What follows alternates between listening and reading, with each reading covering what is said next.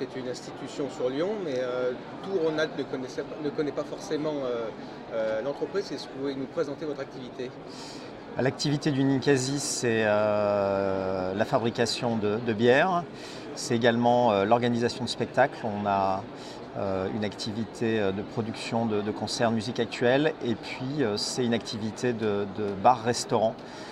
Aujourd'hui, on a 12 établissements sur la région Rhône-Alpes.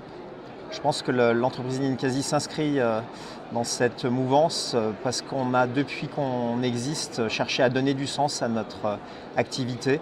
On a des valeurs qui sont fortes, on est dans des logiques de circuit court, on a la dimension entreprise citoyenne avec une activité culturelle qui est forte. On travaille sur l'émergence, la pratique amateur. Lieu de brassage, c'est lieu de vie, lieu de rencontre, lieu d'interaction. On cherche à faire vivre une expérience forte à nos clients. Je pense que c'est en ça que l'entreprise Ninkasi est une entreprise du futur. Le futur, c'est en tous les cas la digitalisation. Je pense que dans le secteur de la restauration, on est en train de vivre une révolution très forte sur la digitalisation du parcours client. Mais c'est aussi la manière de manager nos équipes. Aujourd'hui, on ne peut pas demander à nos collaborateurs de bien accueillir les clients s'ils ne sont pas eux-mêmes bien accueillis.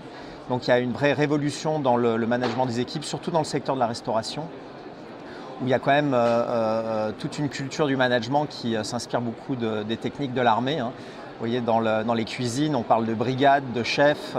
Donc il y a vraiment une culture à faire évoluer profondément dans notre secteur.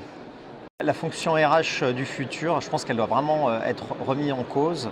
Aujourd'hui, il y a une dimension qui nous semble essentielle, c'est développer le potentiel humain dans l'entreprise, donner du sens, créer des interactions.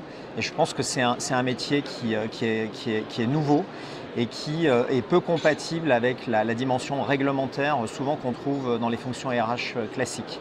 Donc nous, on se pose la question actuellement de dissocier carrément ces deux fonctions et d'avoir une partie administration du personnel rattachée à la direction financière et vraiment une partie développement du potentiel humain beaucoup plus proche des managers de l'opérationnel.